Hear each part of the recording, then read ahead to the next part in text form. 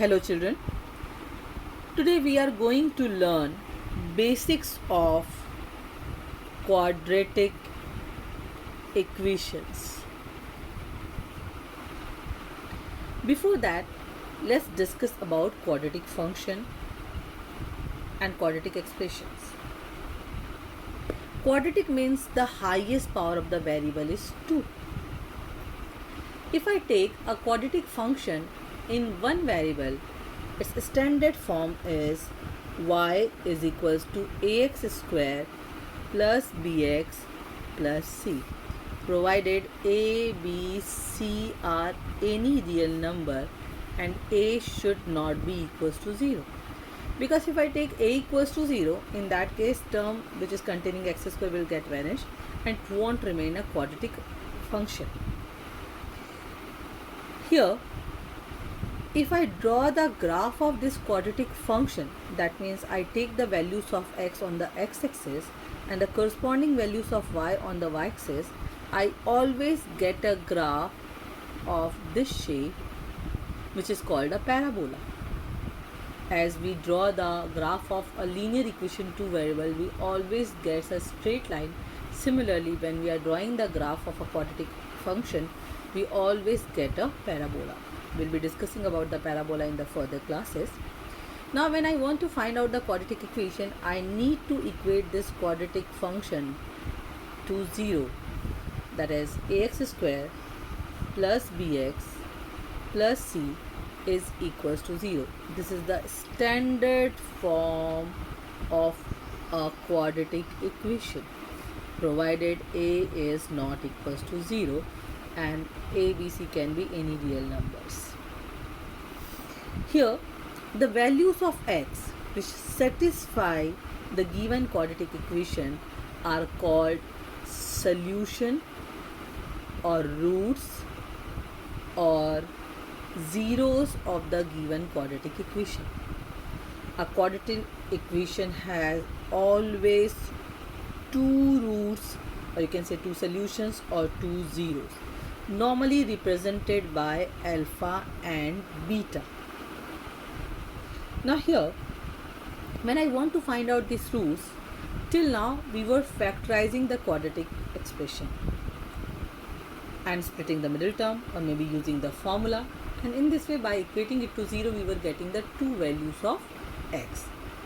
But sometimes when it is not possible to split the middle term and factorize the given quadratic expression, that time we are allowed to use a formula, Sridharacharya method, which says x is equals to minus b plus minus root over b square minus 4ac divided by 2. Using this formula, you can find out the roots of any quadratic equation, the equation which can be factorized or cannot be factorized. In both the cases, you are able to find out the values of x. When I take plus sign, I'll get the first root. When I take minus sign, that time I'm going to get the second root. And as I told you, these roots are normally denoted by alpha and beta.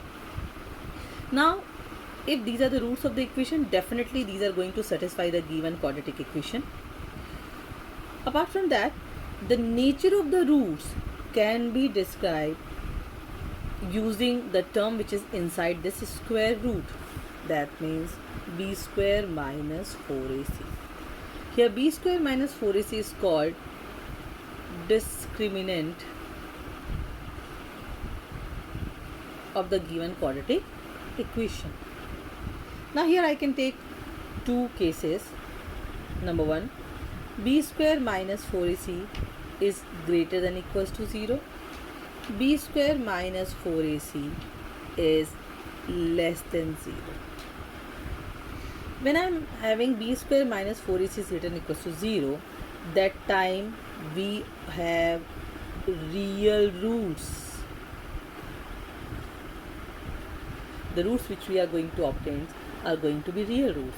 But when b square minus 4ac is less than 0, that time the roots which we are going to get are unreal. We know it very well. Any negative number inside the square root is not a real number.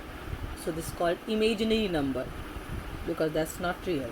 So we are going to get unreal roots, or you can also call it imaginary roots.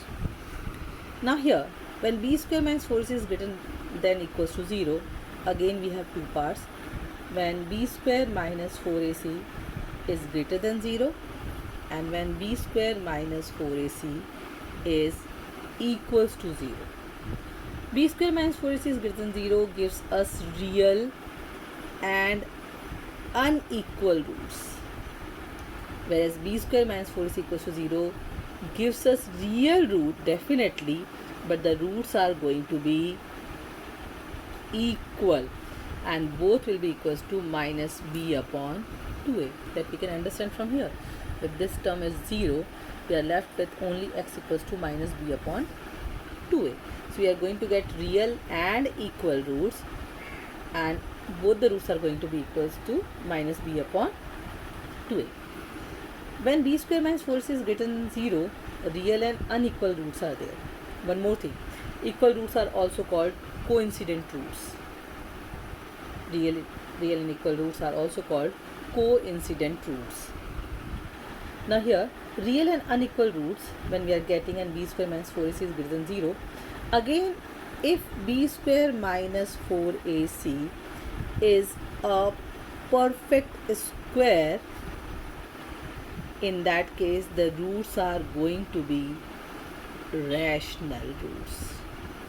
And when b square minus 4ac is not a perfect square,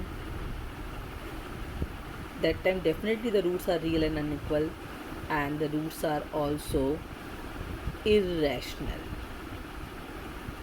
We should remember that irrational roots and unreal or imaginary roots always occur in pairs.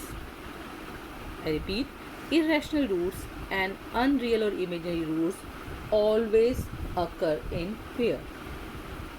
Now, if you have the roots as alpha and beta, I defined the sum of the roots alpha plus beta is minus b upon 2a, and alpha dot beta, that is the product of the roots, is c upon a.